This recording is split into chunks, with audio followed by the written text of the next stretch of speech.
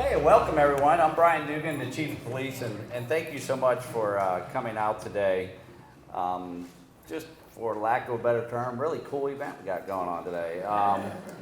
It was about a month ago, maybe a little bit longer than that, the mayor called me and said, what if we named the community room in District 3, after Patricia Coleman. And I thought, wow, that's a pretty cool idea. And for those of you who don't know the mayor, she really doesn't have time for patience. And so, and we kicked her around and says, well, think about it and let me know. And that was kind of her way of saying, yeah, we're doing this and it's your job to figure out how to make it happen. And it was about 2 weeks ago where she asked me, she said, hey, have you thought about that? And I said, yes, it's already on their schedule there. We put it on there today. And then in all seriousness, that's how it happened. She made this happen. It was her idea. And it is really a cool idea. It was important to us to get it done during Black History, but we wanted to do it the right way. That's why this is a temporary plaque that we're putting. There's going to be one done. The mayor has the city's arts department working on something, but this will be a replica of that. And so it's just like I said, for lack of a better term, really cool idea, and the credit goes to the mayor. And so with that said, Mayor Jane Cafter. And that's why he's such a great chief. Get stuff done. Okay, and that was very kind of you, Chief, to give me credit for this, but there is certainly no credit. It's a pass-through. It was Chloe Coney that called me and talked. Everybody knew Pat. I mean, everybody knew Pat. And she had such an incredible impact. I know clearly on the family, but on the entire community, the impact and the effect that she had, the caring way for all of East Tampa, for everyone, from the kids to the adults on up. And for me, becoming a police officer back in 1984, a lot of times people would say, as a woman, that I was a trailblazer in law enforcement, and I would always correct them. And I said, there are so many women that came before me that really were the ones that blazed that trail. And you think of the difficulty that women in law enforcement went through back in those days. And then you add to that being a minority, being black, being a woman, and coming into a male-dominated profession. That takes a backbone, that takes a lot of courage, and that takes faith in knowing that you're doing the right thing, coming into an organization that exists to help people, to go out and help your community and to lift your community up. And it's my personal belief. Someone asked me the other day, a reporter asked me about legacy. And what I thought about that and what I thought my legacy would be. And he said, what you want to be remembered for? And it kind of made me laugh because I had a mentor, Earl Pegram, who was a major. He was the first person that he promoted me to corporal, so it all goes back to his fault. But somebody asked him one time, said, what do you want to be remembered for when he was retiring? And he said, about 5 minutes after I clear the door. So I like that. But really, it's not about what you're putting, in a building or the fact that Pat's name is going to be here. Her legacy is the way she lives on in everybody's heart and soul, and the impact that she had on our community, and hopefully the level of service and the heart for service that she showed everybody, that we will be able to pass on from generation to generation. And so, although she is not with us physically today, she is here. And you will hear that from so many individuals that are going to speak today, and probably the entire room. If we went around this room and had everybody come up and talk about the impact that Pat Coleman had on their life, we would be here probably till this time tomorrow afternoon. And that is a legacy. That's a legacy that everyone would be proud of.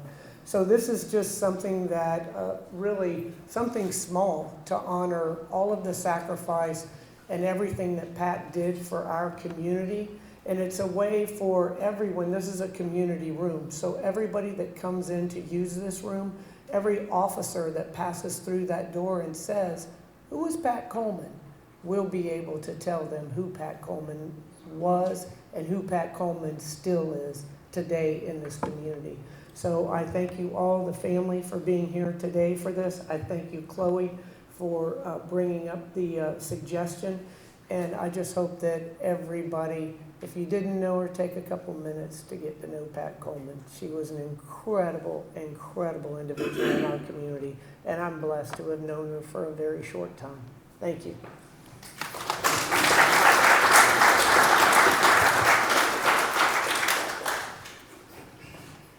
Okay, if we could have the family come up and join the mayor, we're going to unveil the plaque. So if you would come up, please.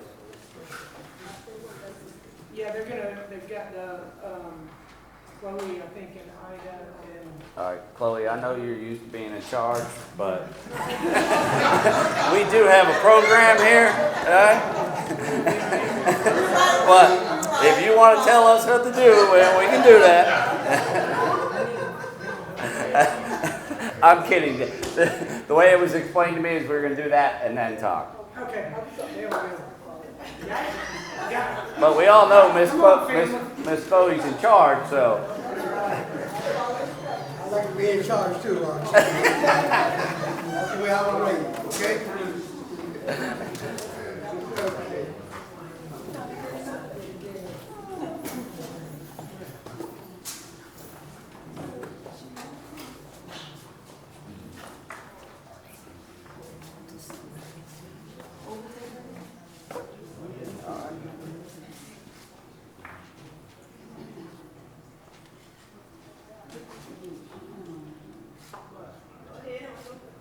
All right, go ahead.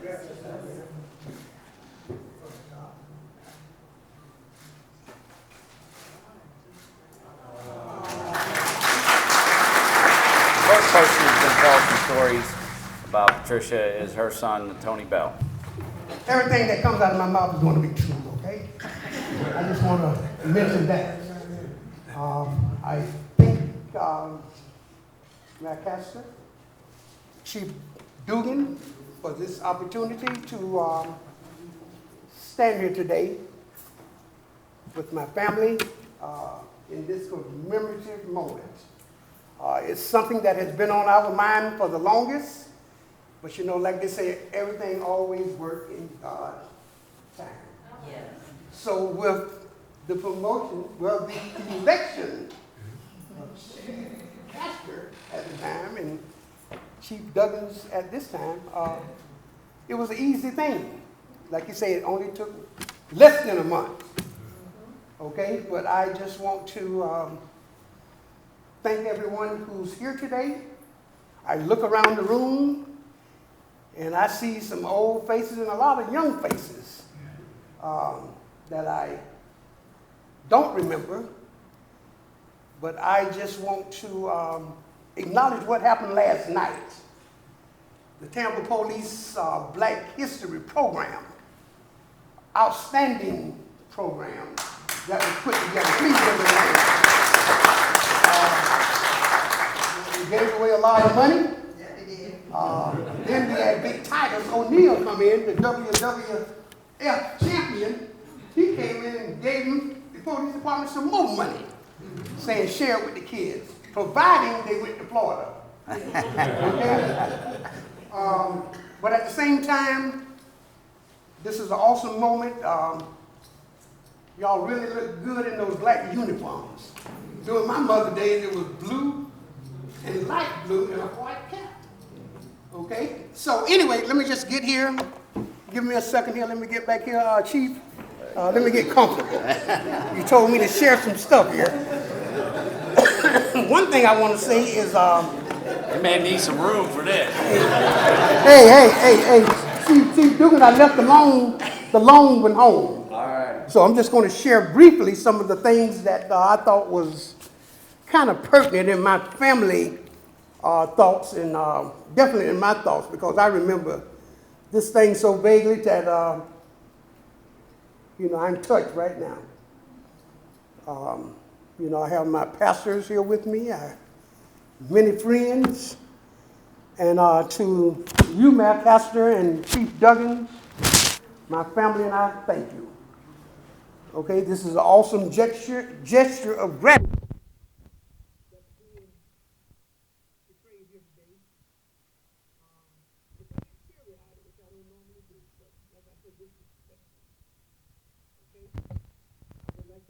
Black History Committee, like I've already done. And like I told Sonia last night, I said, I don't care what happened tomorrow, please don't sing that song that you sung at my mother's funeral, because I know that I would not make it through this right here. It's good to see you, Sonia. One of my favorites.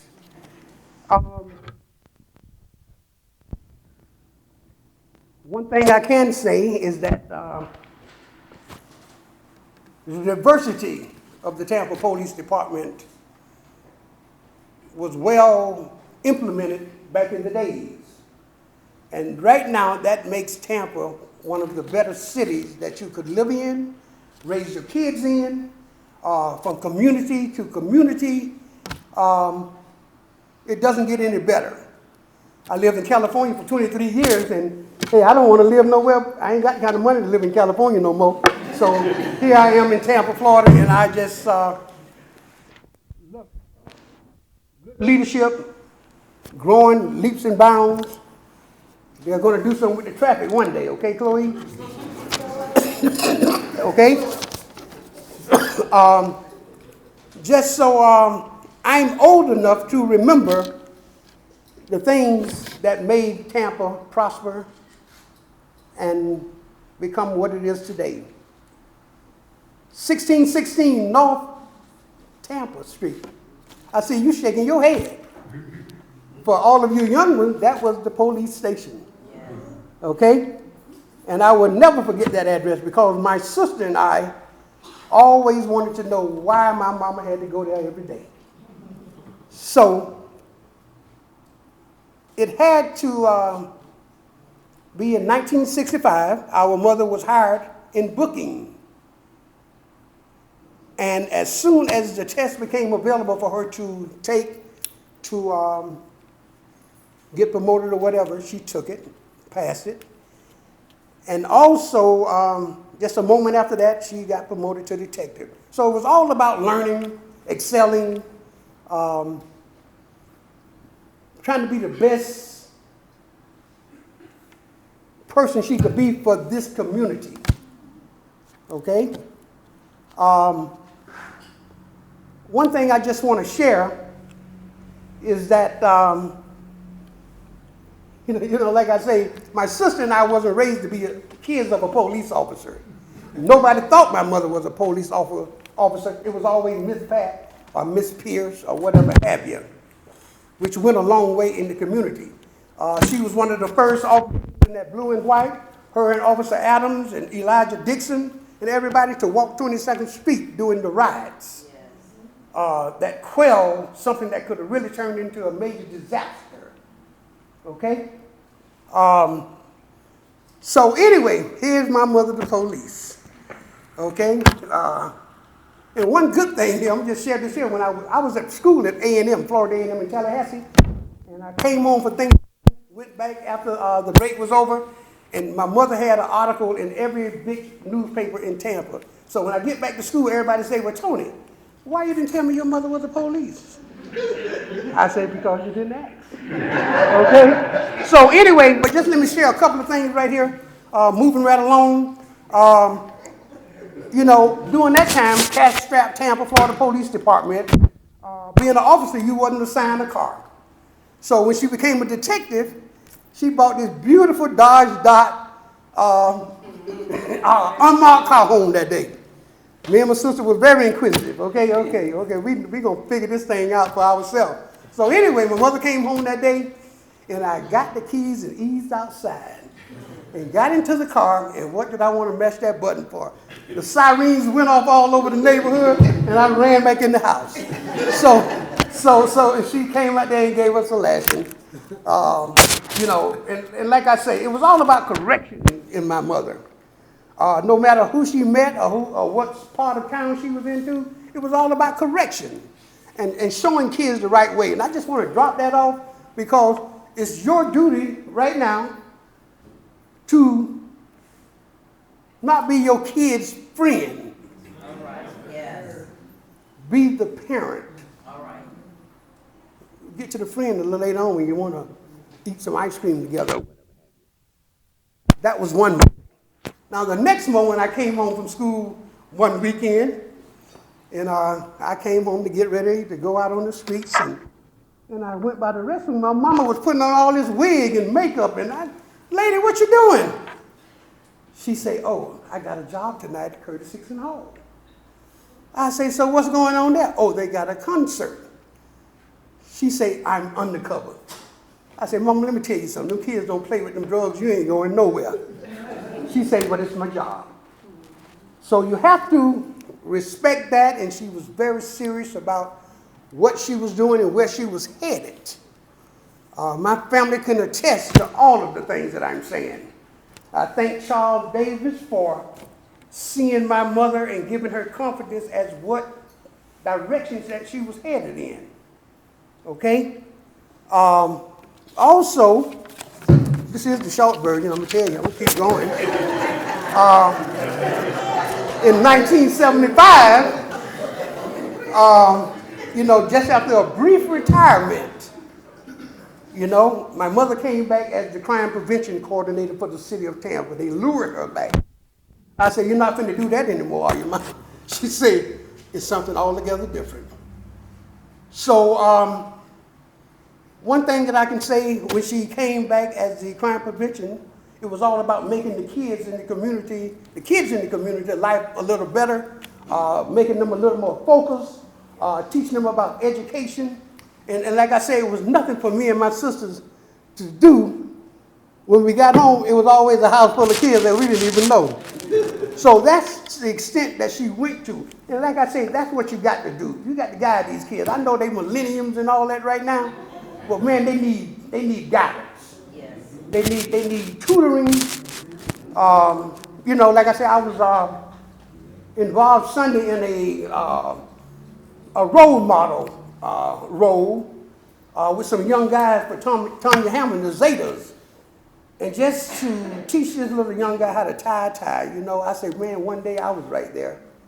Somebody got to show somebody something. So I challenge, whether you're a man or woman, you got your place to play in this whole scheme of things. Okay? My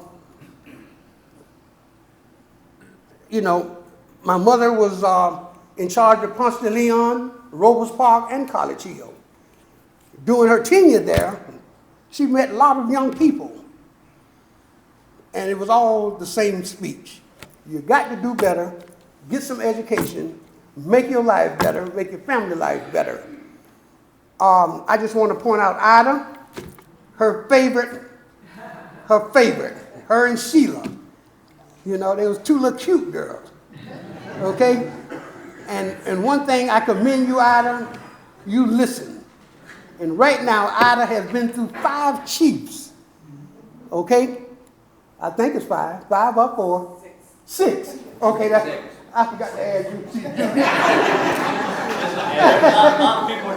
You're not through with her yet. She might can't make it to you. They told me you put a lot of pressure on people, okay? Okay? So, it just was about a better way of living, to take pride in themselves. Now, I'm going to mention this one right here because this was very dear to me. Like I say, me and my sister wasn't raised to be police kids. We never knew the power, I guess I can use that word, that my mother was placing in this community, city, whatever, however you want to look at it. But when my mother passed, back in the days, I never saw the appreciation that the city and the county put on for my mother.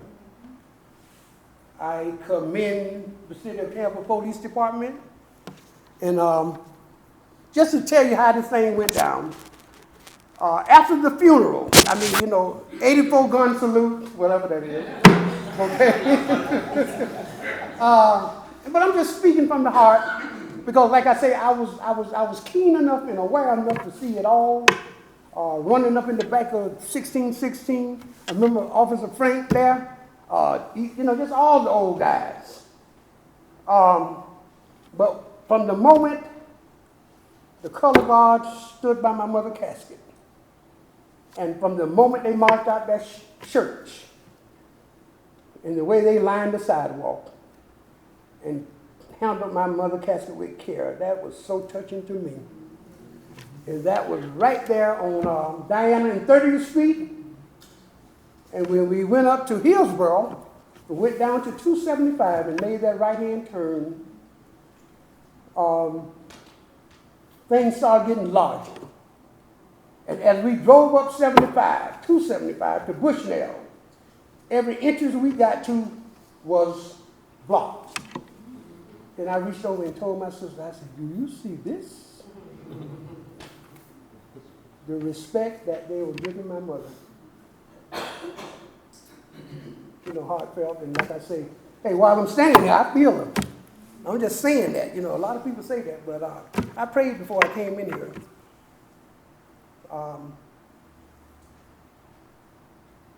Malcaster, I don't know if you remember, but when we got to Bushnell in the committer shelter, and they took the flag and they folded it, you were the one to present that to my stepfather, Dave Coleman.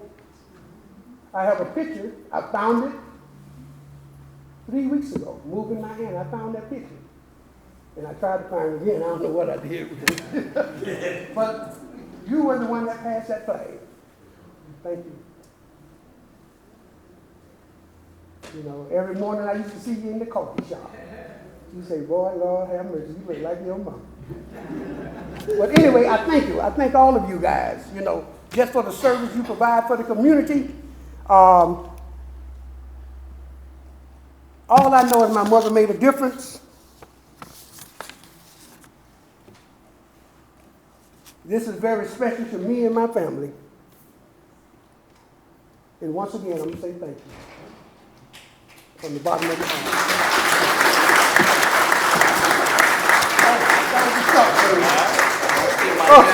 Okay, I don't have your paper. Yes, I do. Thank you. Oh, yeah, by the way, I told Chief Dugan, can I say anything I want to say? So my mother always taught me and my sister to say what you want to say. You can't get paid if you don't say it. So what I was getting at is, I don't have a program for my real mother. Thank you, sir. Thank you, guys. Thank you. And next, I'd like to invite up Chloe Coney. Please say a few words.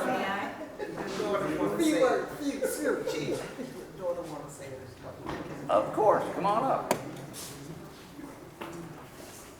I think it's appropriate to go behind my brother. I won't be as long, I promise you.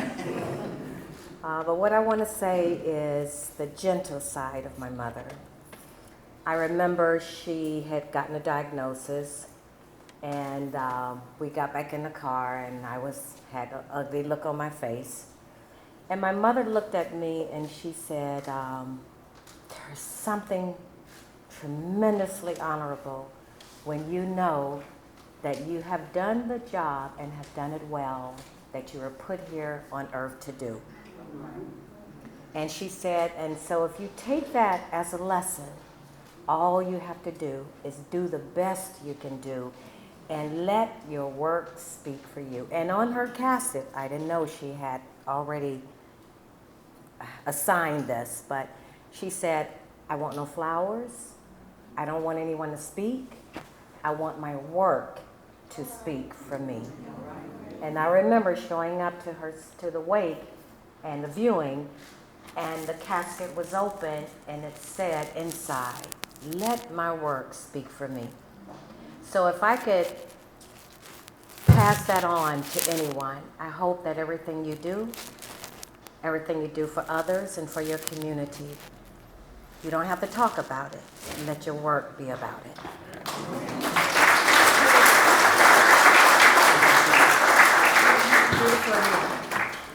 I'm Chloe Coney, the woman that wear many hats. And I want to thank our mayor. It's actually, like she said, I called her 3 weeks ago, and she said that I'm going to have to talk to Chief Dugan. And Chief, I do know that y'all in charge, amen. But I like to say, one time I was in charge, y'all, with the first Weed and Seed grant. I trained most of Rocky and your majors, right? I trained them. Do community policing, and we did them drug marches, up with hope, down with dope, standing tall, looking good, taking back the neighborhood. And anytime I want them to go with me, I would do this cheer.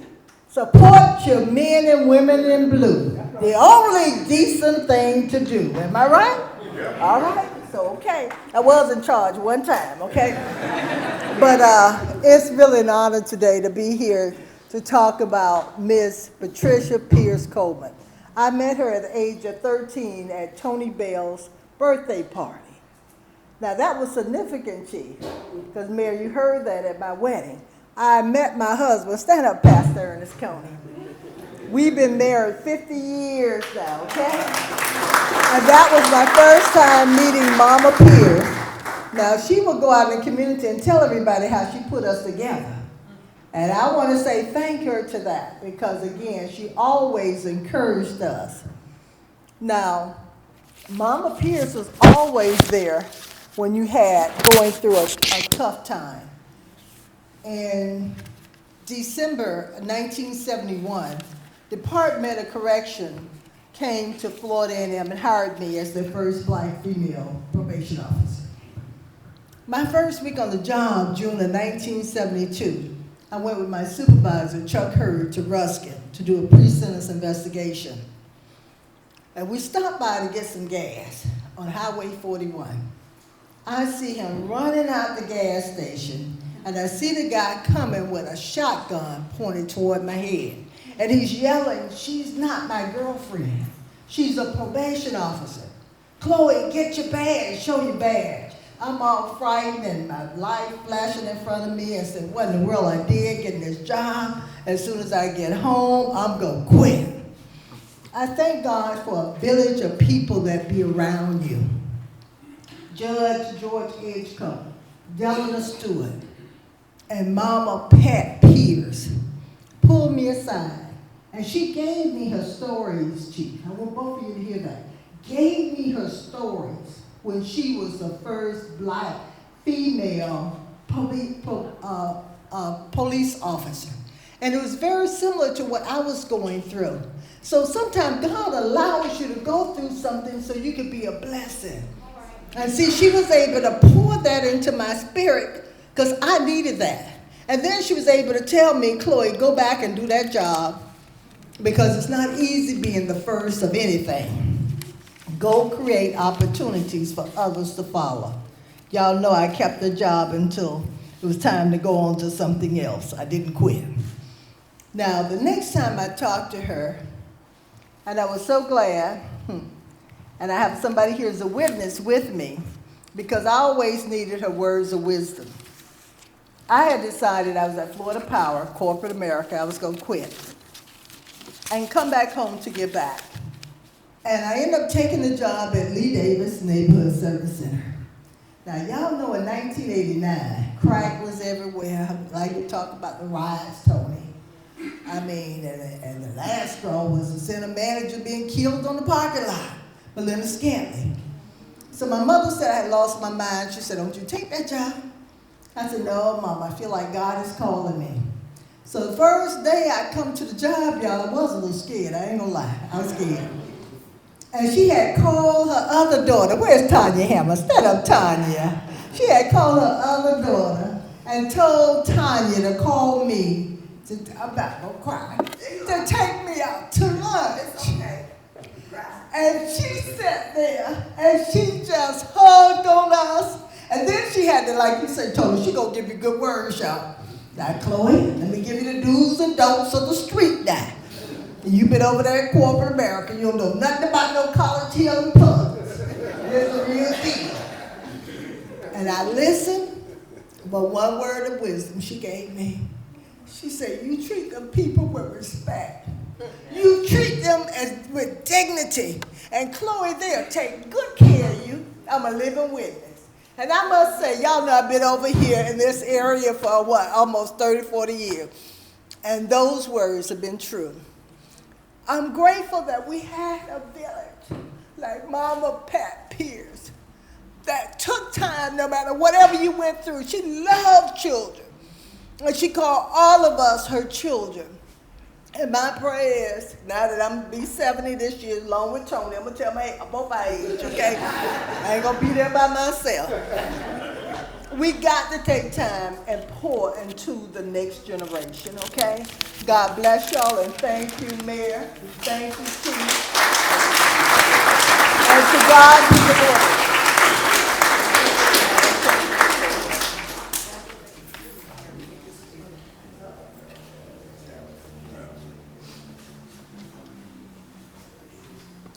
Well, thank you.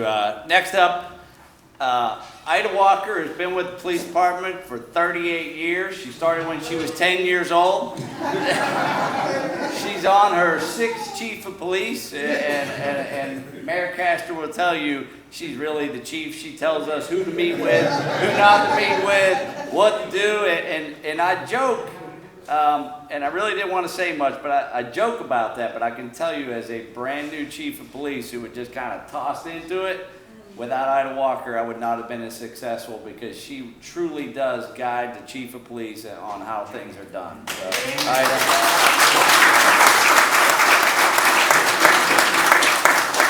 Thank you, Mayor Castor and Chief Dugan. I'm going to kind of, because what Chloe said and Tony said today, I was one of those children that y'all didn't know that was in your mom's home because she took such good care of us. So Pat Pierce Coleman, she was known to many as Miss Pat, as well as Mama P. She was affectionately known for me as Mama P because she became a mom away from home. She was a great mentor to many youth living in the Robles Park community. And I remember her inviting me to the crime prevention office when I was just a young girl. But somehow she didn't leave room for me to say, to come up with an excuse and say, I can't come. She was like, you're gonna be there. So after a while, that little office that was located in one of the housing units next to the basketball court over in Robles Park became the place to be. Growing up in the Robles Park community, everyone was poor. Many families did not have transportation or venture far from the area. The crime prevention office became that go-to place for many of our youth, like some of us that are here today, like Jerry Mason. I want Jerry Mason to stand. He's a retired banker. He's from the Robles Park community. And Sheila Wade is back there, and she started off in the Robles Park community just like I did when Mama P hired us. So there was many other children and adults like Tanya, that benefited from Mama P's special way of taking care of us and making sure we had a chance at success. As a student in business at Tampa Bay Technical High School at 16 years old, she got me my summer job. That was so exciting, down at the police department in our personnel unit. And then again at 17 when I needed an internship, so I went off to college, got married, came back, and again, Mama P came to my rescue. She hired me to work in the crime prevention office in the community where I grew up. This is when I found out she was the first African-American female police officer with the Tampa Police Department. She told me stories about having a pistol in her purse but no bullets. But it was just last night that Frank Gray told me it was because back then they hired them, but they did not train them. So what they went through was a lot, and I was like, how did you go out? She said, well, I just went up, knocked at the door, and was just hoping that they didn't come out with a gun. So she told us stories about her time when she was a police officer. So when the chief's administrative assistant retired in 1992, she called me and said, I know you're going on that interview, right? So like coming to the crime prevention office for the very first time, she did not leave room for me to decide or say no. So when other people were commenting, they were making comments like, they ain't gonna hire a black girl in that office. Mama P's comment to me was, if you don't go on the interview, you won't find out. And I'm sure that's probably the same thing she probably thought of back in 1965 when she applied to become the first African-American police officer. Female police officer. She was so proud when Chief Eduardo Gonzalez hired me for that position more than 28 years ago. And I believe, like Nita was saying, that God places people in our lives to make a difference. And in part, I owe Mama P for the opportunity she has given me. So now that I'm mentoring students at the Rich House program and with the big brothers and big sisters, I often think about how Mama P touched my life and the reason I am doing the same. Her legacy still lives on today, and I am happy to be a part of it.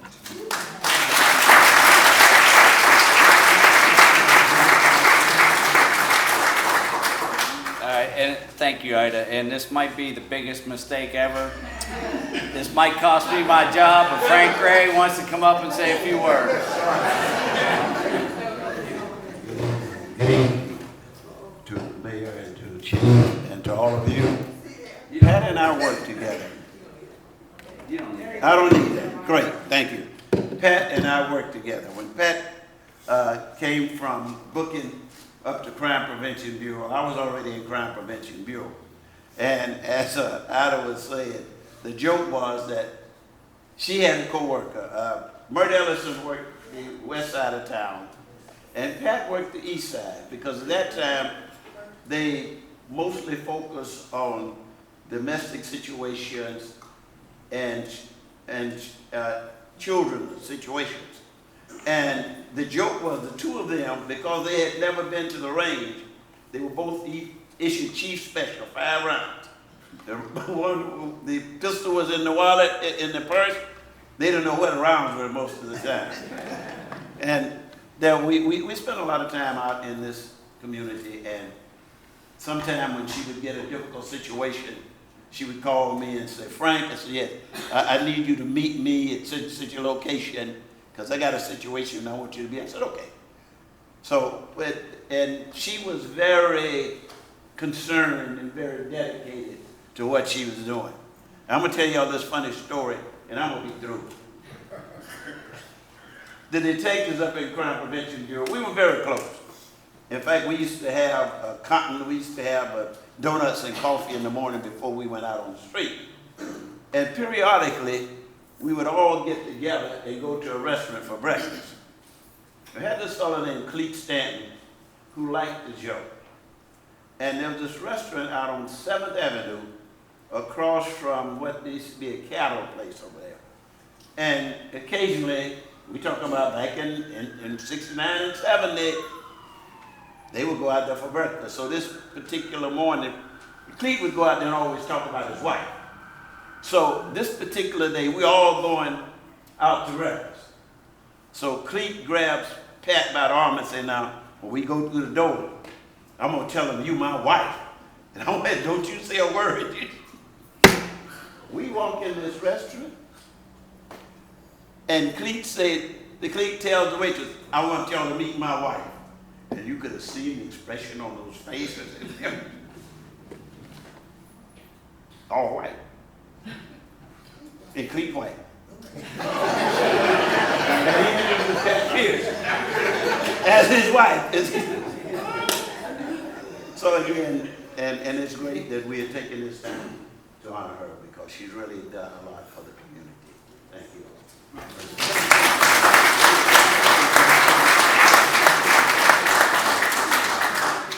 Thank you so much. Next, we have Elder Charles Davis.